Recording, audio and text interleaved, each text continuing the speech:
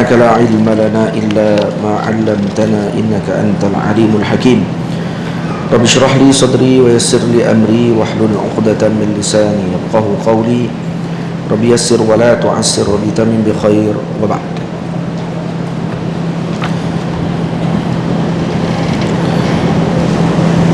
Langit keempat pula disambut penuh mesra. Ini kita sambung lagi bacaan Sirajul Wahaj. Langit keempat pula disambut penuh mesra. Sayyiduna Idris yang diangkat. Sayyiduna Idris yang diangkat. Macam mana ni? Minta maaf, salah baca.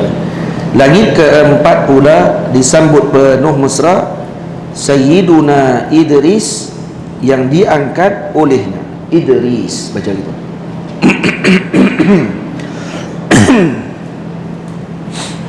Jadi langit yang keempat, Nabi kita Muhammad sallallahu alaihi wasallam bertemu dengan Sayyiduna Idris alaihi salam yang diangkat oleh Allah Subhanahu wa taala. Ini menunjukkan hikmahnya bahawa Allah Subhanahu wa taala mengangkat kedudukan junjungan besar Nabi kita Muhammad pada kedudukan yang tinggi. Dalam Al-Quran Allah Ta'ala menyebutkan wa rafa'nahu makanan aliyya. Sayyidina Idris alaihi salam berteman dengan malaikat, apa yang orang sebut sebelum ni malaikat maut. Tak, bukan malaikat maut. Sayyidina Idris berteman dengan malaikat Asy-Syams, malaikat langit, malaikat matahari, malaikat penjaga matahari. Jadi disebut dalam kitab ini wa huwa malakun muwakkalun bisyams, malaikat yang diwakilkan untuk menjaga matahari. Jadi disebabkan rapatnya beliau dengan malaikat tersebut, dan beliau memohon kepada malaikat tadi, meminta kepadanya agar membawanya ke syurga, menunjukkan dia syurga. Jadi bila mana sampai di syurga, Sayyidina Idris alaihissalam bertemu dengan malaikat maut pada ketika itu. Fa'ajaba, dan dia takjub melihat malaikat maut. Sayyidina Idris waktu tengok malaikat maut, takjub dia dengan penciptaan yang Allah Ta'ala ciptakan pada malaikat maut. Dan kata malaikat maut, aku diarahkan oleh Allah untuk mencabut nyawanya Idris alaihissalam di langit yang keempat. Maka dicabut nyawanya pada ketika tersebut. Diangkat beliau dalam keadaan hidup, dan beliau dicabut nyawanya ketika mana di langit yang keempat. Jadi walaupun sebahagian ulama mengatakan bahawa beliau dimasukkan kembali rohnya dan dia hidup, dan sebab itu disebut oleh para masyayikh, para ulama, para sufi, bahawa ada dua nabi yang berada di langit dan dua nabi yang masih hidup di bumi. Dua nabi yang masih hidup di bumi adalah Sayyidina Khadir alaihi salam dengan Sayyiduna Ilyas alaihi salam. Nabi Allah Ilyas masih hidup. Lepas tu kita kalau masuk hutan, sunat kita baca kita baca salamun ala Ilyas ala alamin, salamun ala Ilyas ala alamin. Baca doa tu. Nak ambil pokok ke, nak ambil daun ke, nak masuk dalam hutan dan seumpamanya, kerana Nabi Allah Ilyas alaihi salam diwakilkan untuk menjaga tanah dan juga kawasan hutan bumi inilah. Manakala Sayyidina Khadir alaihi salam ditugaskan untuk menjaga lautan, Jadi Nabi Ilyas ceritanya kurang kita dengar. Dan Sayyidina Ilyas diutuskan kepada kaum Ba'labak. Ba'labak, jadi di Iraq. Jadi beliau ditangkap oleh kaumnya ketika berdakwah, dan kemudian Allah Ta'ala menghukum kaum tersebut dengan kemarau selama berapa tahun, dan mati binatang, mati habis orang-orang ramai. Akhirnya mereka jumpa dengan Nabi Allah Ilyas dan mohon kepada beliau untuk berdoa kepada Allah diturunkan hujan. Nabi Ilyas kata boleh, dengan syarat kena ikut agama Allah Subhanahu wa taala, dan mereka kata boleh. Dilepaskan Nabi Ilyas doa, hujan turun. Berkat Sayyidina Ilyas alaihi salam, hujan turun, dan mereka beriman dengan Nabi Allah Ilyas dan Allah Subhanahu wa taala. Tak lama lepas tu kembali ingkar dan mengejar Nabi Ilyas untuk membunuh beliau. Dan waktu tu kata dalam riwayat disebutkan Allah Subhanahu wa taala mengutuskan kuda daripada api. Kuda daripada api. bahasa kita zaman lah, kalau faham ni lebih kurang macam pionik tu lah, ataupun burung pionik, ataupun kuda api dia panggil. Kuda api bukan pionik, pionik burung, jadi burung api juga lah. Jadi macam api yang terbang, dan Nabi Ilyas naik ke atas binatang tersebut dan diterbangkan dan hilang, dan disebut bahawa beliau masih hidup sampai sekarang. Dan Sayyidina Ilyas dalam riwayat disebutkan oleh Al-Imam As-Suyuti, Al-Imam Ibnu Hajar, Al-Imam Al-Imam Abdul Wahab Sya'rani radhiyallahu anhu mengatakan bahawa kedua mereka akan bertemu di Makkah Al-Mukarramah pada setiap kali musim haji. Setiap kali musim haji, Nabi Khidir dengan Nabi Ilyas alaihi salam. Kalau direzekikan oleh Allah Ta'ala kepada seseorang, mereka akan boleh bertemu dengan kedua-dua mereka tersebut, boleh bertemu dengan kedua-dua Nabi Allah tersebut. Kalau nak minta doa, bertemu dengan mereka, minta doa jangan hanya nak temu saja, minta sekali doa agar beradab dengan kedua mereka. Itu yang paling utama sekali. Sebab ada orang minta nak bertemu tapi terlupa adab, bertemu tapi tak ada adab. Dia bertemu dengan orang dia tak ada adab. Seorang wali, seorang alim minta kepada Allah agar bertemu dengan Nabi Khidir, dan dia mengajar di Masjidil Haram, duduk kat kerusi Masjidil Haram tu mengajar. Satu hari sedang dia berehat dekat kerusi dia, dekat tempat dia mengajar tu, datang seorang lelaki meminta izin nak duduk kat kerusi tu. Bila saya nak duduk kat kerusi tu, kata kenapa saya nak bagi? Dia kata tak, kalau tak bagi tak apa, terus dia pergi. Lelaki yang minta tadi, lepas tu dia heran, dia kata, orang ramai memang tak pernah minta kepada dia untuk nak duduk kat kerusi tu, kecuali orang ni. Dan bila dia tengok balik sifat-sifat orang tadi, balik dia baca balik kitab, dan tu adalah sifatnya Nabi Khidir alaihi salam.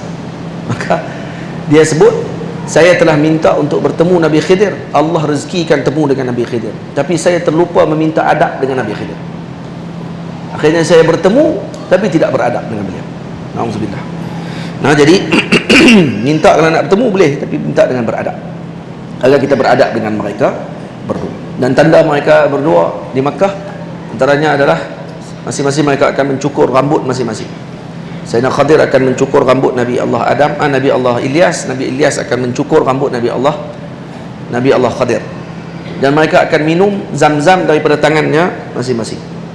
Nabi Khidir akan minum, meletakkan zam-zam dalam tangan, kemudian dibagi minum kepada Nabi Khidir, dan Nabi Ilyas pun akan buat macam tu juga kepada Nabi Khidir. Nabi Ilyas akan letak air zam-zam dalam tapak tangan dia, dibagi minum kepada Nabi Khidir. Jadi macam itulah antara tanda mereka disebutkan oleh para ulama. Dan rezeki lah kalau bertemu, rezeki.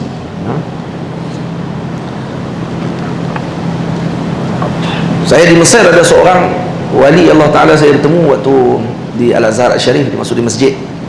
Pelik dia ni, saya tak pernah tengok orang macam tu.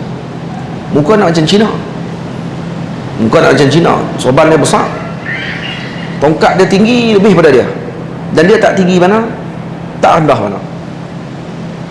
Dia bila tengok tu, jubah putih sampai ke pertengahan betis, dan tak pernah tengok orang yang macam tu. Saya tak pernah tengok sepanjang di Al-Azhar. Waktu tu kebetulan saya baru habis kelas dengan Syekh Jamal Farouk. Saya Ustaz Hairul Nizam, sahabat saya, sekarang Syekh Ruwak Jawi di Kahirah. Jadi saya tanya dekat Syekh Ahmad Syekh Ahmad Hajin. Waktu tu saya semayang di tengah, Syekh Ahmad duduk sebelah saya, Syekh Jamal duduk sebelah saya, semayang dalam masjid Azhar, semayang asar waktu tu.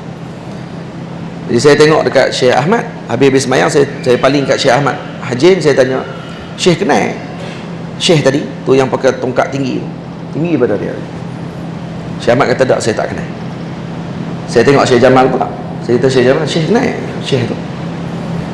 Syekh Jamal kata tak, saya pun tak kenal, tak pernah tengok. Saya kata tak apa lah. Saya pun sembang dengan Ustaz Hairul, kawan saya ni, sahabat saya. Saya kata, Ustaz jom kita pergi jumpa dia. Masa tu tengok dia dah keluar dah daripada Masjid Azhar. Dia besar, kira dia kami duduk di sini, lebih kurang dekat pintu belakang tu, sana ujung. Tengok dia dah keluar daripada pintu depan Masjid Azhar, lepas tu keluar akan masuk ke belakang tu lah, ke jalan belakang Al-Azhar, di sebelah ada kedai-kedai belakang. Jadi bila saya tengok tu, saya pun duduk sembang sini. Bayang kalau sembang bukan pakai mic, kalau sembang sini adatnya tak dengar sana tu orang hak sembang di sini. Saya sembang masa itu, saya kata jom kita pergi jumpa dia. kita tanya nama pun cukup dah. Tanya nama je. Tak payah apa ni, minta benda lain kan. Tanya nama saja cukup. Kami pun lari. Kasut tak ada yang pakai. Kami tak ada ambil kasut. Kalau tengok dia dah keluar, takut dia hilang, lari ligan. Keluar tengok dia tengah duduk berjalan di belakang Masjid Azhar tu, tepi Masjid Azhar di bahagian belakang. Kalau tuan-tuan tengok cerita apa ni, Ketika Cinta Bertasbih, kan dia cerita apa? Dia Mas Azam tu dia cerita apa? Ketika Cinta Bertasbih. Satu lagi cerita apa? Ayat-ayat cinta. Ada pakai ayat cinta. Ketika Cinta Bertasbih. Ketika Cinta Bertasbih, kalau tengok Mas Azam beli daging, kawasan tu lah. Kalau tengok lah, ingat kita ingat tahu lah. Saya ingat lah cerita tu sebab kawasan tu kami duduk lalu. Cuma kita duduk berasa macam kita lah Mas Azam tu kan. Yalah. Jadi saya pun bila di ligan belakang tu, kami tak pakai kasut, saya sentuh belakang Syekh tu, bawa tongkat dia. Tongkat dia pun pelik. Saya tengok tongkat macam tu. Tongkat dia naik ke atas tinggi, lepas tu pusing. Ni bukan buat, dia tongkat dia macam nak kata buluh ambil ikut mana aku tu. Kok belah Mesir ada lah buluh, tapi buluh jenis besar-besar. Buat meriam boleh buluh dia. Kalau buat lemang, kalau buluh kat Mesir ada buluh. Tapi tak boleh buat lemang tak masak. Minum tunggu. Tebal buluh dia. Baik. Dia pun ambil di Fayum kalau buluh. Jadi bila saya jumpa, saya sentuh dia. Sentuh belakang, dia pun pusing. Terus dia sebut, Ana Sa'ad.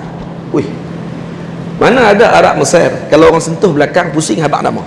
Biasanya orang kalau sentuh belakang dia pusing, dia akan kata Le. Dia akan kata ada apa? Aiz A. Nak apa? Itu biasanya orang katanya. Tak, dia pusing-pusing, terus jawab, Ana Sa'ad. Ana Sa'adun. Masya-Allah. Saya dengar itu, terus kata Maulana, antum minal Qahirah? Naam, ana minal Qahirah. Saya naam, saya daripada Qahirah, kata beliau. Tapi muka dia bukan macam orang Mesir. Muka dia macam orang Cina. Saya ingat sampai lah lagi, muka dia cuma ingat-ingat macam tu lah. Muka macam orang Cina. Dia sebut saya Sa'ad.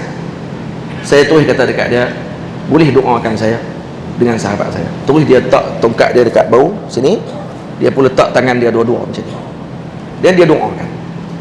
Kemudian sampai sekarang saya duduk di Malaysia lah. Selepas daripada peristiwa tersebut, tak pernah lagi saya jumpa orang tadi di Qahirah. Tak pernah saya jumpa lagi setakat. Allahu'alam, kalau ada sahabat-sahabat kita yang pernah duduk Mesir, yang ada dalam majlis kita hari ini, yang pernah jumpa orang macam tu, Allahu'alam. Tapi setakat ni saya tak pernah jumpa lagi orang yang macam tu. Baik. Kalau baca dalam kisah para ulama, Nabi Khidir mukanya macam Cina. Nabi Khidir. Cuma saya tak kata tu Nabi Khidir. Ya, kita pernah doa moga Allah Ta'ala temukan kita dengan beliau. Tapi dia sebut namanya Sa'ad. Sa'ad ni banyaklah tafsirannya. Ana Sa'adun, daripada Sa'id, maksudnya saya ni orang yang bahagia di sisi Allah Ta'ala. Ya, semua awliya Allah Ta'ala, para nabi, semuanya bahagia di sisi Allah Ta'ala. Disebut dengan sifat dia. Sifat untuk menunjukkan kepada nama dia tadi. Allahu'alam. Tapi apa ni, satu kenangan yang saya tak boleh lupa lah sampai dah. Dan dia doakan, dia letakkan tangan di dada saya, dia letakkan tangan di dada Fadil Ustaz Heru. Allah Ustaz Heru masih ingat ke tidak, saya rasa dia masih ingat cerita tu semua. Dan peristiwa tu memang ajaib, sebab dia pusing-pusing, dia jawab apa yang kami nak tanya. Kalau kami kata nak tanya nama, pusing-pusing habaq nama terus. Itu yang saya heran.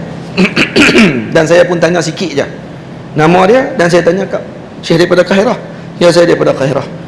Tu je, terus saya kata tolong doakan kami. Doa ya. Lepas doa terus dia pusing, dan sampailah saya tak jumpa dia lagi. Dan lepas tu pun saya rasa masa tu dah lebih kurang hampir 7-8 tahun saya di Mesir. Kemudian 8 tahun lagi selepas tu pun saya duduk di Mesir lagi. Saya duduk di sana 16 tahun. Pun tak pernah bertemu dengan orang lagi macam tu di Masjid Al-Azhar Syarif. Itu terakhir saya jumpa dengan beliau. Terakhir. Dan moga-moga dapat bertemu lagi. Saya nak tanya balik kat dia kali-kali betul kan? Betul dia tu siapa dia? Tu nak tanya dia. Dia ada abang sifat. Nah, abang tanya betul-betul dia tu siapa dia sebenarnya. Kalau ada rezeki peluang lagi lah bertemu dengan beliau. Itu kan dosa banyak apa semua ni, pakai tak tahu bila nak jumpa. Baik. Jadi ini Nabi Idris alaihissalam, dua langit Nabi yang berada di langit, Nabi Idris dan Nabi Isa. Dua Nabi di bumi, Nabi Ilyas, Nabi Yahya, Nabi Khadir dengan Nabi Ilyas. Dua. Tamam?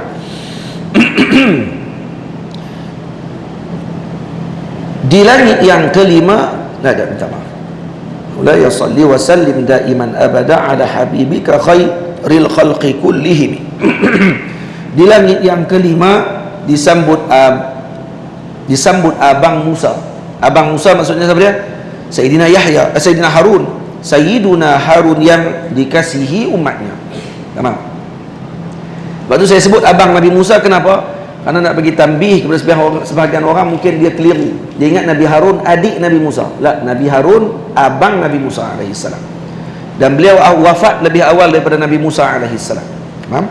Jadi dia abang Nabi Musa. Maka saya tambihkan di situ siap-siap.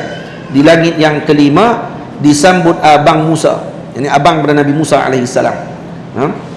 Sayyiduna Harun yang dikasihi umatnya. Nabi Harun tidak dihukum, tidak dijatuhkan hukum bunuh pada zaman Fir'aun, karena tahun tersebut tahun Fir'aun melepaskan anak-anak lelaki. Fir'aun pun dia tak bodoh.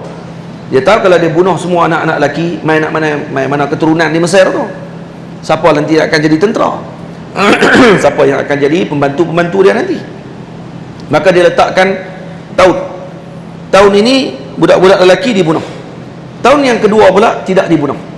Tahun yang seterusnya dibunuh balik. Tahun yang seterusnya tidak dibunuh balik. Macam tu dia punya susunan. Nabi Musa jatuh pada tahun yang dibunuh. Nabi Harun jatuh pada tahun tidak dibunuh. Jadi sebab tu tak berlaku peristiwa Nabi Harun nak dibunuh pada ketika kecil. Yang nak dibunuh Nabi Musa alaihissalam. Dan berlaku peristiwa yang kita sedia maklum.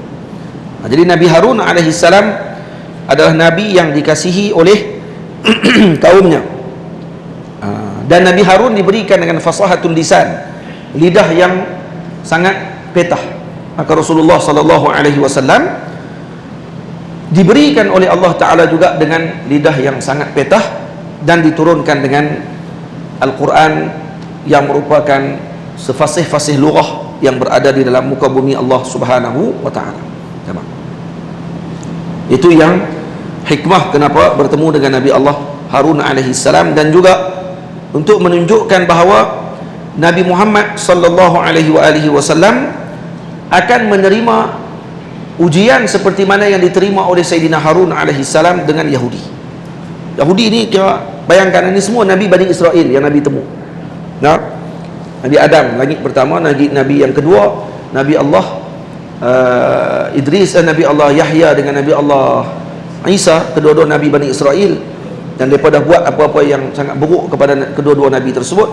Langit ketiga Nabi Allah, siapa langit ketiga ni?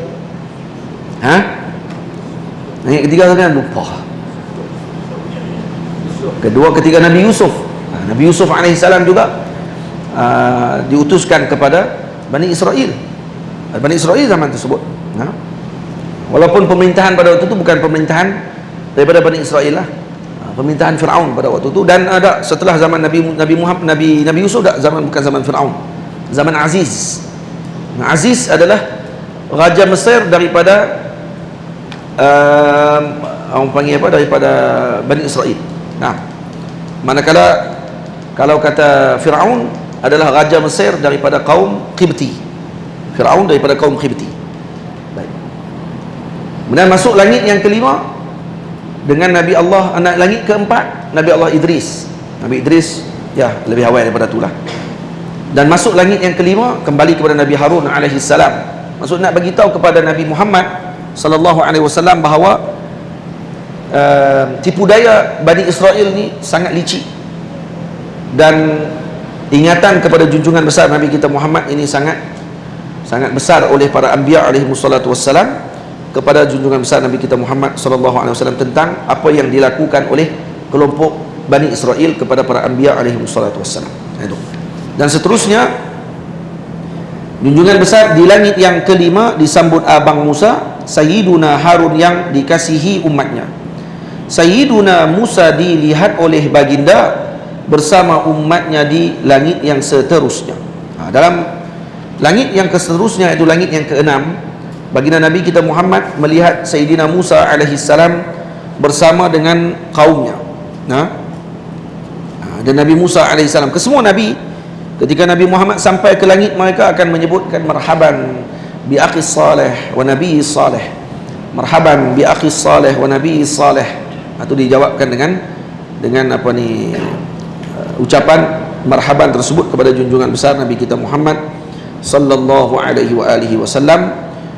Dan Sayyiduna Musa dilihat oleh baginda bersama umatnya di langit yang seterusnya, juga dilihat olehnya para nabi mulia. Ada yang bersendiri, tak punya pengikutnya. Dan pada langit yang keenam ni juga dilihat oleh Nabi kita Muhammad sebahagian para nabi yang tidak mempunyai umat seorang pun. Ada. Ini maksudnya, ini sebagai panggil pemisal kepada junjungan besar, bahawa Nabi adalah umat, Nabi yang mempunyai umat yang teramai, sawadul a'zam umat ini. Dan Nabi Musa alaihi salam bukan cemburu, kata cemburu karena para Nabi alaihi wassalatu wassalam. Ya boleh kita kata cemburu dengan maksud bukan untuk apa ni, benci dengan nikmat yang didapatkan oleh seorang tersebut. Cemburu para Nabi dengan maksud bahawa mereka menginginkan kedudukan dan kemuliaan yang sedemikian yang diperolehi oleh Rasulullah sallallahu alaihi wasallam. Itu Nabi Musa ketika bertemu dengan Sayyidina Rasul, setelah Nabi berpaling daripada beliau pergi, maka beliau menangis. Dan dia kata kepada Allah Subhanahu wa taala, bila Allah Taala tanya kenapa menangis, maka kata beliau, gulam ini, anak muda ini mendapatkan kelebihan yang tidak didapatkan oleh orang lain. Alangkah baiknya kalau saya mendapatkan kebaikan yang sedemikian. Maka dia menginginkan kebaikan tersebut, dan bukan kerana dengki dengan Sayyidina Rasul sallallahu alaihi wasallam. Jadi Nabi Muhammad diperlihatkan oleh Allah kepada para anbiya dengan ketinggian kedudukan Nabi kita Muhammad sallallahu alaihi wasallam. Dan Nabi kita kepada Nabi agar bersyukur dengan nikmat Allah Taala, dikurniakan dengan umat yang luar biasa ramainya, dan ada Nabi yang tidak ada umat langsung. Kita pun macam tu juga sepatutnya. Kalau para pendakwah, orang-orang yang mengajak, kalau orang tak main, kita nak buat macam mana? Nak marah kat orang. Ada Nabi tak ada pengikut tu. Kita ni korang kalau ada juga, kalau tak ada orang pun AJK masjid ada. Jadilah tu kan. Ada lah ni, tapi yalah, zaman ni kita main ke masjid dan orang main, kita dijemput. Zaman dulu para anbiya berdakwah, pergi untuk bertemu dengan orang. Bayang macam mana keadaan. Tak sama no? Dengan keadaan kita. Kita duk rasa kita macam berdakwah sangat dah lah ni. Tak pun, tak dakwah pun sebenarnya. Kita ni buat orang main, kita pula dijemput. Sayyidina Rasul sallallahu alaihi wasallam, para anbiya alaihi wassalatu wassalam nak berdakwah, pergi bertemu daripada rumah ke rumah. Tunggu musim haji, orang datang waktu ketika mana ke Mekah, sebarkan dakwah ke kabilah-kabilah. Siapa yang akan terima dakwah, orang orang maki, orang hina dan seumpamanya. Bagaimana keadaan waktu tu? Kalau kita rasanya terak awal kan, tak payah pergi jauh-jauh lah ni, kampung orang asli pun kita tak nak pergi. Nak pergi dakwah kan, tak payah orang asli. Kampung sebelah kampung saya, kampung Siam, tak pernah kita pergi rumah Siam, takut kena santau. Duduk pergi dakwah pula lagi, sampai kembung perut lepas tu. Banyak duduk pergi gagah, duduk orang panggil apa, panggil Tok Sami, so masuk Islam. Saya duduk teringin dalam kepala otak saya ni, duduk teringin di pondok saya nanti ni, kalau buat maulid, saya nak jemput sekali dengan Sami-Sami Siam tu main. Bukan suruh dia cakap, kita lah cakap, dia cakap apa, nak cakap nak tambah dia. Cakap cerita pasal Sami dia pula, jenuh kita ni. Tak, saya teringin nak jemput mereka. Jemput mereka main duduk sekali dalam majlis, dengar pasal Rasulullah. Lepas tu balik jamu makan. Ta'am maulid ni syifa. Kok-kok lah ada seorang cucu-cucu keturunan mereka nanti kok-kok jadi Islam, mana kita nak tak. Saya teringin dalam, tapi itulah riak tak apa nak kuat lagi, nak kena banyak bilik dulu lah. Boleh panggil tak lagi, terak waktu tu lagi. Tapi mereka tahu ada pondok, mereka tahu, dan mereka pernah bagi buah, bagi sumbang, bukan bagi buah atau pekong tu lah. Mereka duk jual buah, oh ni pondok kah? Pondok, nah, di buah mereka pun sedekah. Ada dah sikit bunga-bunga tu, ada dah. Dia teringin nak panggil tu. Kita ada panggil apa ni, orang bukan Islam main dalam majlis maulid, kita panggil sama kita ya. Tak bagi mereka dengar pasal Rasulullah SAW. Kita suruh mereka bercakap, suruh mereka dengar tentang Nabi. Panggil orang yang sepatutnya dah bercakap. Janganlah cakap tadi bukan cakap pasal Nabi, lebih hantam politik semua, jam terus ya. Tak, cerita pasal Nabi SAW. Nak panggil cerita pasal Rasulullah. Jadi saya teringin dalam benak perut saya ni, teringin hak tu. InsyaAllah ada rezeki nanti, kalau ada kekuatan sikit nanti kita akan jemput mereka. Saya jemput sekali dah, tuan-tuan semua sekali. Jemput sekali dengan sami-sami Siam pun semua. Orang Siam pun pakat mai bagi mereka dengar tentang tu. Mereka nak mai tak mai tu, kita penting kita jemput. Kita dah dakwah lah. Nah, nanti akan ditanya, nanti kamu duduk di kampung mana? Kampung kamu sebelah bukan ada Siam. Kamu buat apa dengan Siam tu? Kamu dah cerita Islam pasal mereka? Kat mereka. Habis tu kamu buat apa? Apa kita nanti? Tu Siam ni Cina yang ada kat Ustaz, India yang ada kat Ustaz. Apa yang kita buat kat mereka untuk kita kenalkan mereka dengan Islam? Alah Ustaz, TV ada, sobat ada, baca sendiri ya. Baca sendiri, dia pun faham. Hak orang Islam kita baca sendiri pun tak faham. Hak tu hak Islam saja. Dia pun nak faham. Faham macam mana? Tu kata Maulana Syekh Ahmad Tayyib hafizahullah ta'ala, Syekhul Azhar Syarif, kata beliau, masyarakat Eropah yang ni berlaku havoc, maksud jadi berlaku perbincangan besar lah waktu tu di Mesir dan juga di negara Arab yang lain. Kata Syekh Ahmad Tayyib, orang-orang Eropah kebanyakan mereka ahlu fatrah. Tu dia kata ahli fatrah tu. Kenapa ahli fatrah? Kerana dakwah tak sampai kat mereka. Macam mana dakwah tak sampai? Kalau orang nak komplain lah, kalau ni dengan media masa banyak apa semua. Tak, kata beliau, media masa yang ada bercampur bau, semua ada. Dan kadang-kadang mereka mendengar surah Islam, gambaran Islam yang tidak tepat dengan apa yang sepatutnya disampaikan. Faham? Maka menyebabkan seolah mereka tidak mendengar daripada Islam yang sebenar. Maka mereka seakan ahli fatrah kerana tak sampai dakwah. Lepas tu dia pun jadi Islamfobia, jadi apa semua macam-macam tu kan, kerana tak nampak surah yang sebenar tentang Islam. Dan bila saya tanya kat Syekh Ahmad Mamduh, Maulana, macam mana pandangan Syekh Ahmad Tayyib ni, Syekhul Azhar, Al-Imam Ahmad Tayyib ni, dia punya pandangan ni macam mana? Syekh Ahmad kata apa kat saya? Hadza ra'yun wajih. Ni pandangan yang bagus, kata dia. Tepat dengan realiti zaman sekarang. Untuk bagi templakan kepada pendakwah yang mana tidak menyampaikan dakwah Islam ni dengan cara yang lafitah lin nazar, yang menyebabkan pandangan orang menarik kepada Islam. Baliknya dilihat Islam dengan rupa yang tidak sepatutnya dilihat. Ini adalah templakan dan juga nasihat kepada para pendakwah. Faham? Ini sebenarnya kerja kita ni banyak sebenarnya. Kita duduk pergi masjid, kita mai ke majlis yang orang jemput kita, dan kita rasa kita dah berdakwah sungguh-sungguh dah. Sebenarnya masih lagi banyak kerja kita tak buat lagi. Faham? Masyarakat keliling, rumah jiran kita yang kalau Cina, apa yang kita dah buat untuk dia tahu tentang Islam? Jiran kita India, apa yang kita dah buat bagi dia untuk tahu tentang Islam? Yang tu. Orang-orangnya nanti mana nak tahu, cucu dia seorang nanti akan masuk Islam. Cucu dia seorang, cicit dia ke seorang nanti akan masuk Islam. Kita apa? Kerana Nabi sebut dalam hadis kepada seorang sahabat, kamu adalah hasil kebaikan datuk nenekmu dulu. Nenek dia dulu pernah baik dengan seorang yang mulia, maka cucu dia nanti jadi seorang Islam, insya-Allah. Kita harap tu ya. Tak harap dia, tak apa. Harap cucu dia nanti. Nanti ada seorang akan jadi Muslim. Disebabkan kerana dulu datuk dia pernah memuliakan seorang alim, pernah memuliakan seorang soleh, pernah memuliakan seorang penuntut ilmu dalam agama Allah Ta'ala, pernah memuliakan seorang Muslim. Maka nanti cucunya insya-Allah Ta'ala, atau cicitnya ataupun yang keberapa pun akan jadi seorang yang dapat hidayah nanti dengan berkat kebaikan datuknya dulu. Walaupun datuk dia bukan Islam. Itu yang kita harapkan. Moga-moga lah. Sayyiduna Musa dilihat oleh baginda bersama umatnya di langit yang seterusnya. Juga dilihat olehnya para nabi mulia, ada yang bersendiri, tak punya pengikutnya. Ini pengajaran indah buat kita semua. Tak punya pengikut bukan bermaksud terhina. Bersyukurlah kita dipilih jadi umatnya yang terakhir paling banyak kurnia darinya. Kita kena bersyukur kepada Allah kerana Allah mengurniakan nikmat yang paling besar kepada umat Nabi Muhammad sallallahu alaihi wasallam, walaupun kita yang terakhir. Karena itu kata Maulana Syekh Yusri hafizahullah, sepatutnya bagi para pendakwah, sepatutnya bagi mereka menceritakan juga tentang kelebihan umat Nabi Muhammad sallallahu alaihi wasallam. Kita ni sebagai umat Nabi, apa kelebihan kita? Kena cerita. Khususiat umat Nabi Muhammad ni kena cerita. Nah, yang tak ada pada umat lain, untuk kita bersyukur dengan nikmat tadi dan mengikuti jalan junjungan besar Nabi kita Muhammad sallallahu alaihi wasallam.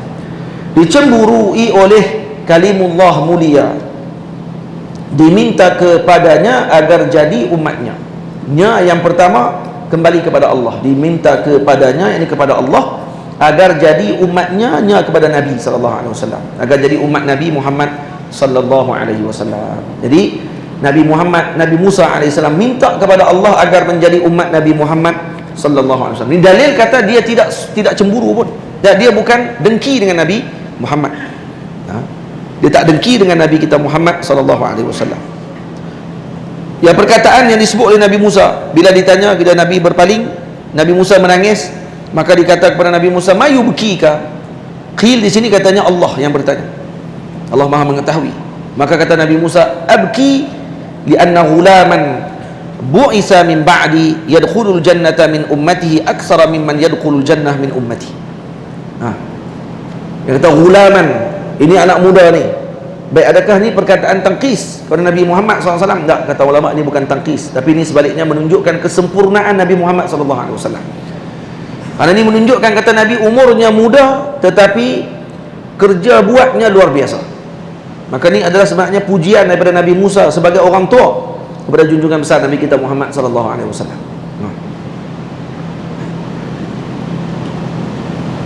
Yang mana umatnya diutuskan setelahku, kata Nabi Musa, dia diutuskan setelahku, tapi umatnya lebih banyak masuk syurga daripada umatku. Cuba tengok para anbiya, apa yang mereka inginkan? Yang mereka inginkan umat masuk syurga.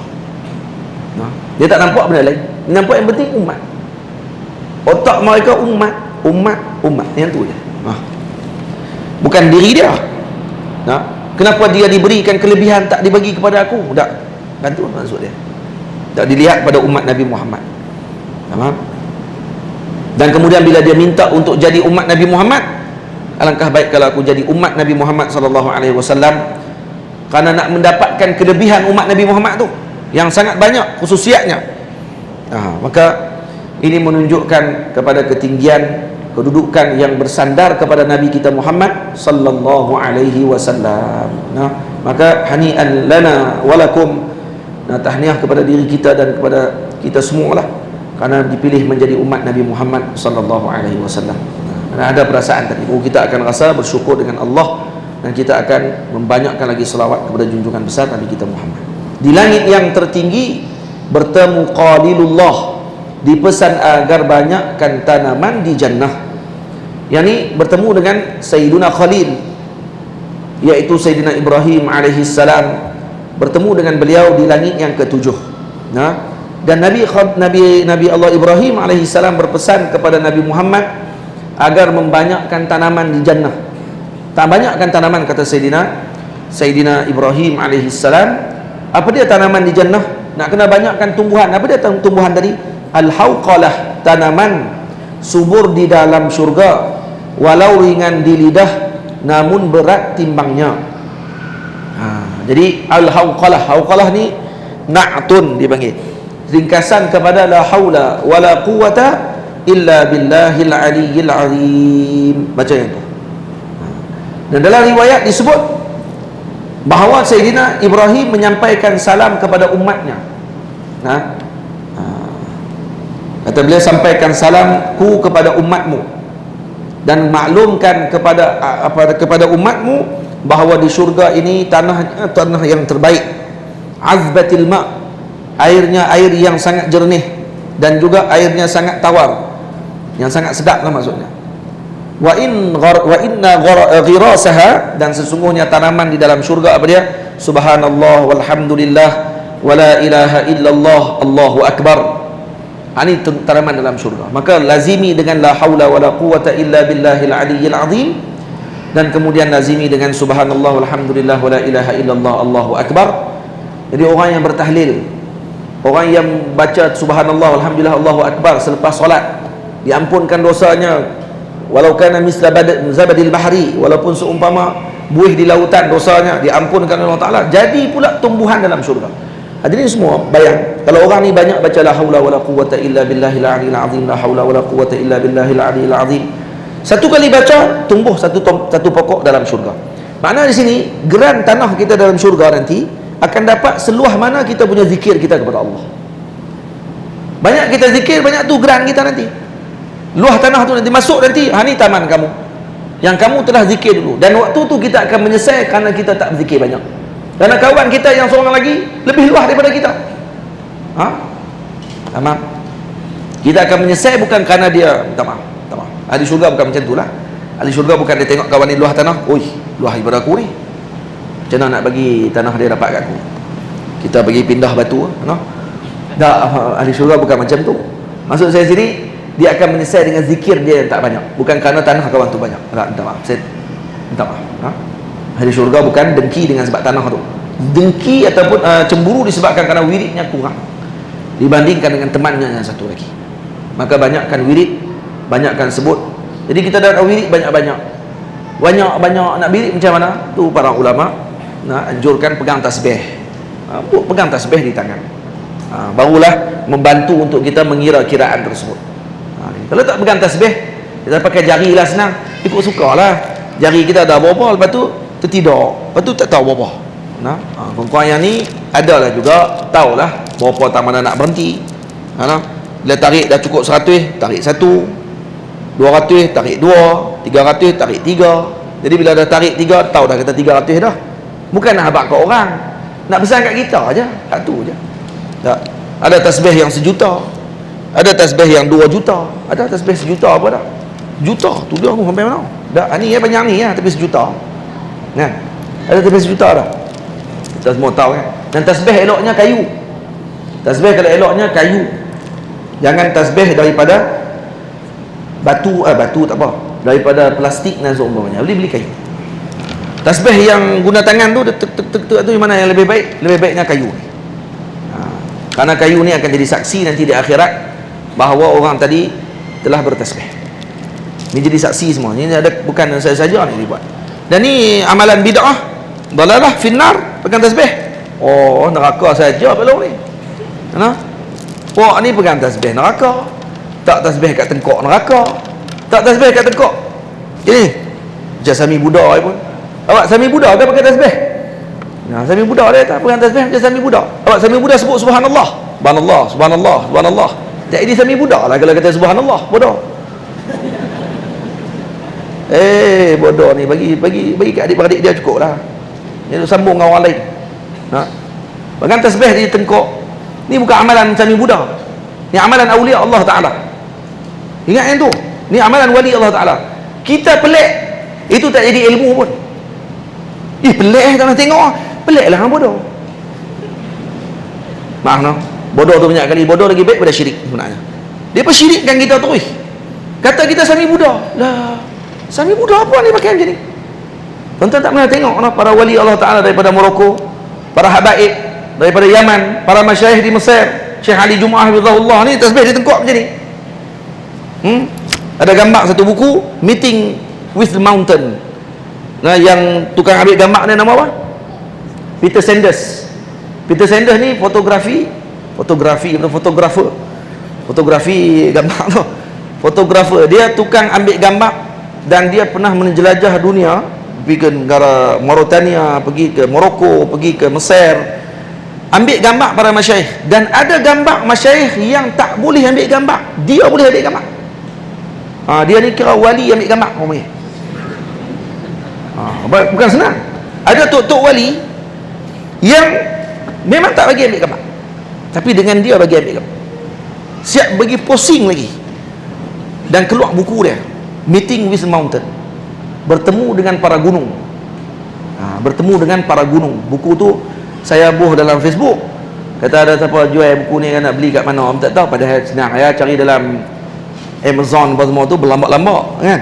Ada aja orang nak beli tu, tapi sajalah tanya dapat free. Ada orang Singapura bagi hadiah dekat saya. Harga buku tu 500 buku tu. Buku gambar-gambar para wali, para ulama dan kebanyakan gambar mereka tasbih semua di tengkok. Tasbih tengkok semua. Kalau nak ambil gambar ya, pegang tasbih pun kat tengkok. Kenapa pun kat tengkok? Kerana tengkok adalah tempat yang mulia, dan tasbih ni benda yang mulia, maka disangkut di tempat yang mulia. Seperti mana telinga dijadikan tempat untuk pen. Tak pen kat sini, nak telinga. Ni adab kita dengan pen kalau kita duk menulis. Kalau tak mahu dalam bekas dia, kita duk menulis, nak letak kat mana ni? Letak kat telinga. Ni. Letak kat bawah, letak kat telinga. Lepas tu cari tak jumpa. Dah jarang letak lah. Kat mana pen ni? Rupanya duk kat telinga dia. Tasbih di tengkok tempat dia.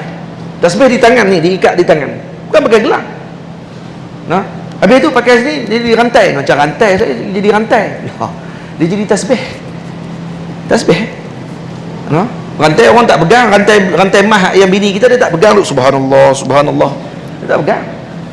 Tasbih tempat duduk letak di tengkok. Tempat dia macam tu.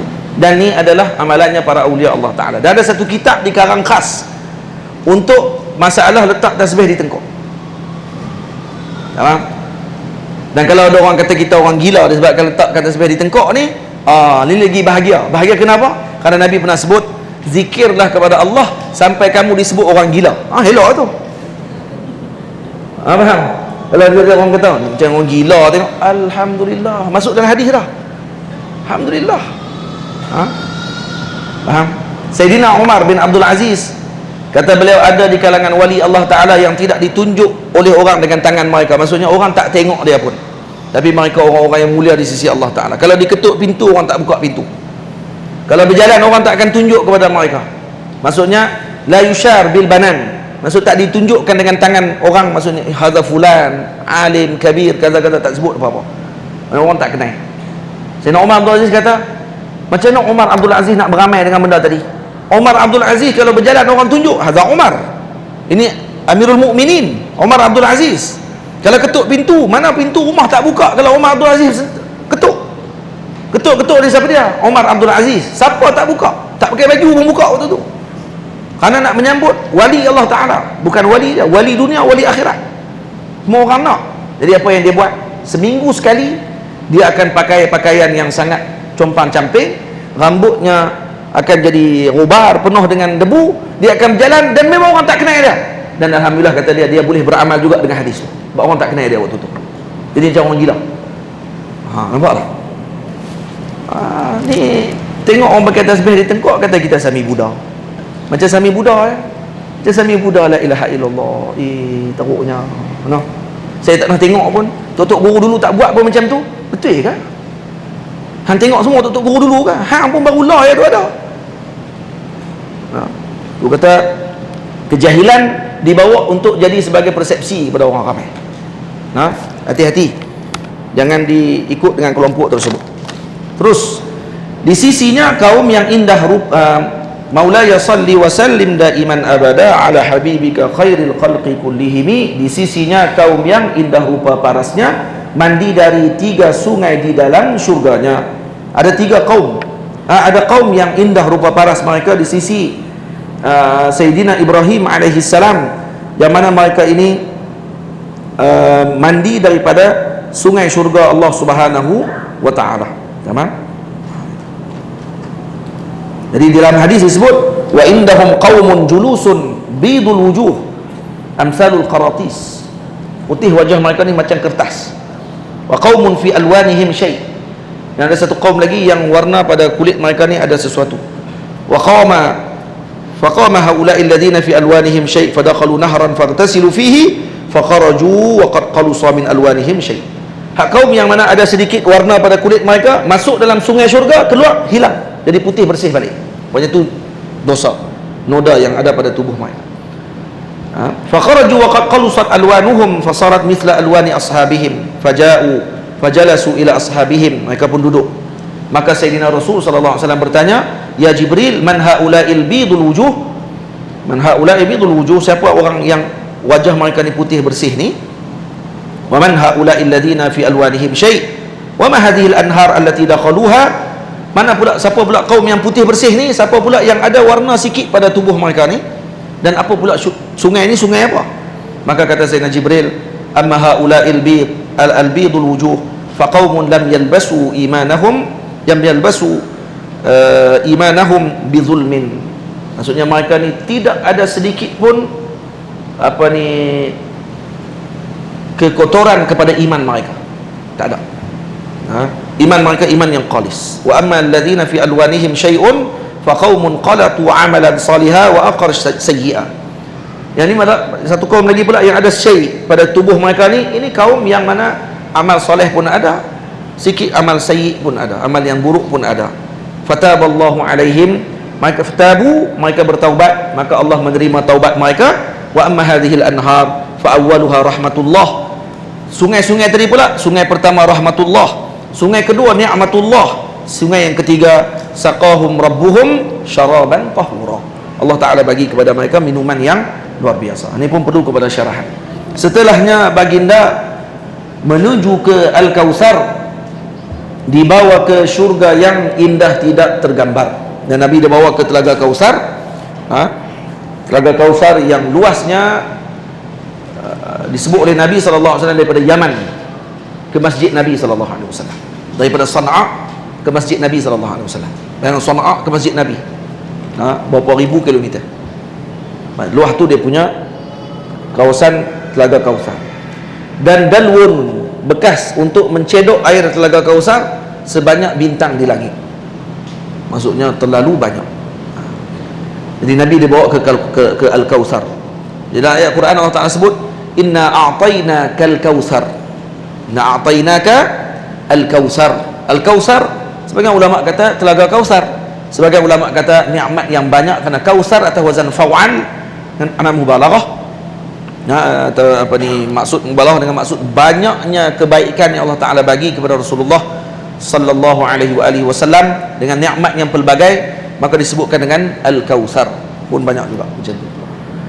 Diperlihatkan neraka tempat kemurkaan, moga dijauhkan kita segala siksaan. Maula ya salli wa sallim daiman abada ala habibika khairil khalqi kullihim.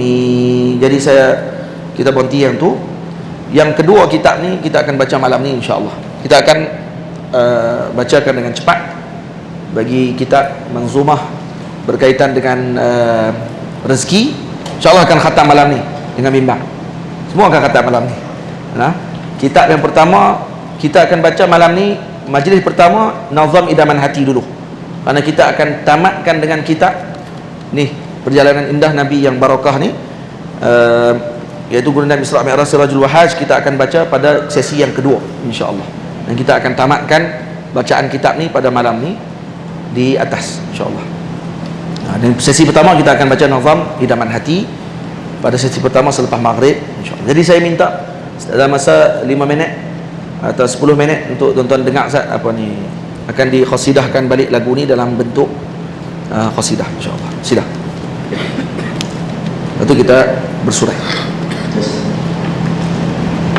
Bismillahirrahmanirrahim. Innallaha wa malaikatahu yusalluna 'alan nabi ya ayyuhalladzina amanu sallu 'alaihi wa sallimu taslima. Allahumma salli wa sallim wa barik 'alaihi wa 'ala alihi.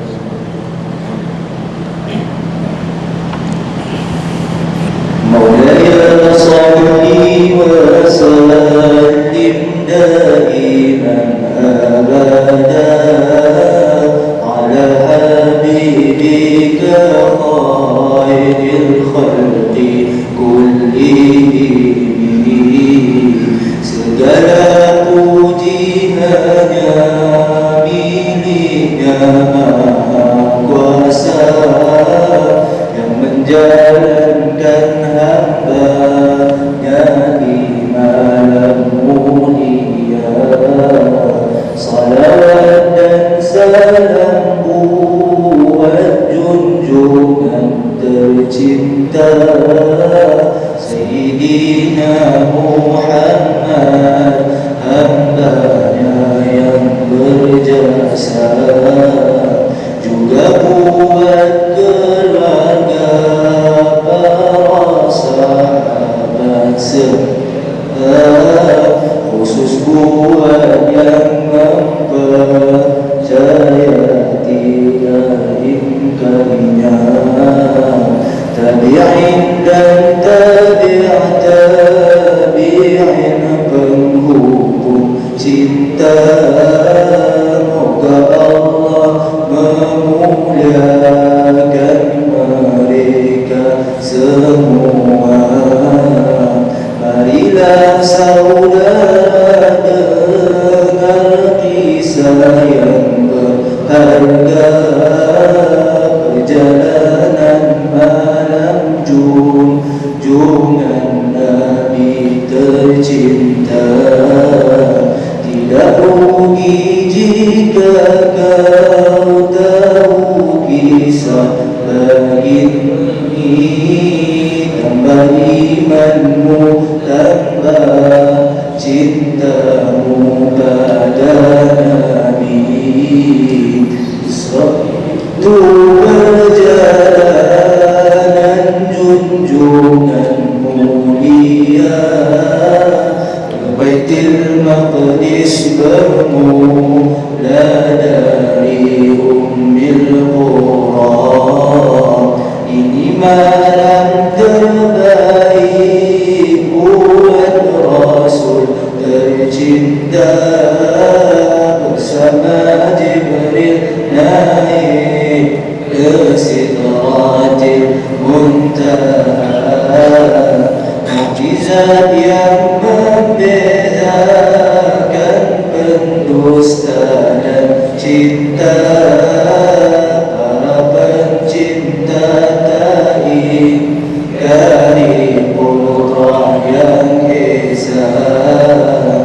Maulaya salli wa sallim daiman abada ala habibika khairil khalqi kullihim.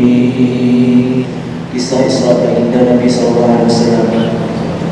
Maulaya salli wa sallim daiman abada ala habibika bil khalqi kullihim. Baginda dijemput Jibril, Mikail, Israfil, sedang baginda beradu di Hijr Ismail. Di antara dua kekasih baginda lelah, Sayyiduna Hamzah dan juga Ja'far yang tegar. Dibukakan atap rumahku, sabda baginda, dijemput penuh ta'zim Jibril untuk kesana. Di Zamzam dibaringkan tubuh Nabi yang mulia, dibelah di dadanya buat kali kelima. Dibersihkan jantungnya dengan air mulia, dipenuhkan dengan hikmah dan iman di dada. Dibawa buruk menghadap baginda mulia, putih bersih cepat geraknya, asalnya syurga berpeluh tubuhnya, tiga disentuh baginda, tak menyangka dirinya diundang insan mulia. Bermulalah perjalanan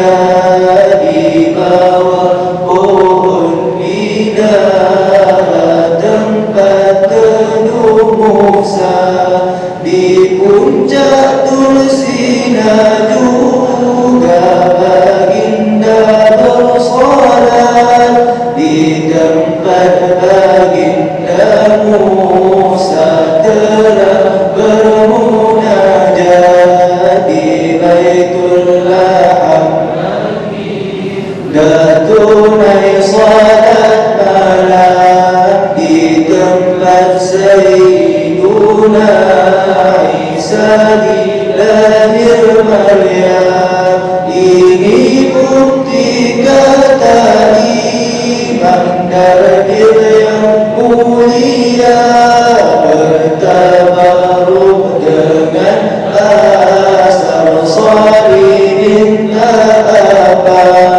jauhilah golongan yang suka pecah belah, dituduhnya umat baginda lakukan bid'ah. Dalam perjalanan Ifrit mengganggu baginda, diajarkan Jibril doa kepada nabinya. Jika doa itu dibaca pasti berjaya, dihancurkan Ifrit mampu menipu daya. Setelahnya terlihat sekelompok manusia bercucuk tanam juga turun tuai hasilnya. Ditanya pada Jibril, siapakah mereka? Dijawabnya, itu mujahidin di jalannya, digandakan kebaikan kepada mereka. 700 kali ganda tidak kecewa, semerbaruman tercium oleh baginda. Rupanya dari tukang sikat yang dimulia, dibunuh Fir'aun kerana pertahankan imannya, bersama dua anaknya dan suami tercinta. Perhatikanlah ini wahai saudara, iman itu sesuatu yang sangat berharga. Ya Allah, jagalah iman kami dan keluarga, jangan digoyahkan dengan ujian dunia. Sallallahu ala Sayyidina Muhammad wa ala alihi wa sahbihi ajma'in. InsyaAllah kita akan sambung lagi bacaan qasidah tersebut pada malam ini kalau diizinkan masa, insyaAllah ta'ala. Alhamdulillahirabbil alamin. Assalamualaikum warahmatullahi wabarakatuh.